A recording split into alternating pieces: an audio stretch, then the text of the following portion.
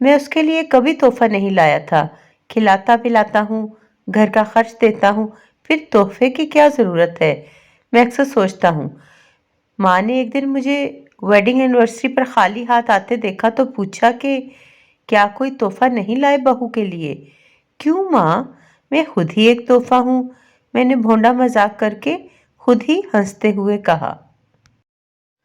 ماں کہنے لگی، تم جو اس کو خرچ دیتے ہو وہ احسان نہیں، وہ رب کی طرف سے تم پر فرض، اور فرض کی بر وقت ادائیگی پر تمہارا ذمہ دار ہونا تو ضرور ظاہر کرتا ہے، لیکن کسی صورت احسان نہیں۔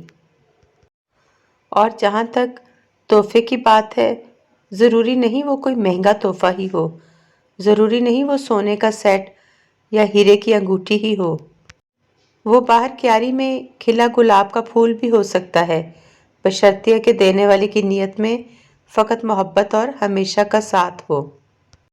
میں نے ایک پھول بڑی حفاظت سے توڑا اور برآمدے میں جا کر بیگم کے ہاتھ میں بڑی عزت سے تھمایا، اور جب میں کھانا کھا کر کمرے میں آیا تو وہ فقط ایک گلاب کا پھول کمرے کے وسط میں موجود ایک گلدان کی زینت بنا پورے کمرے کو مہکا رہا تھا۔ لائک اور سبسکرائب کرنا نہیں بھولنا۔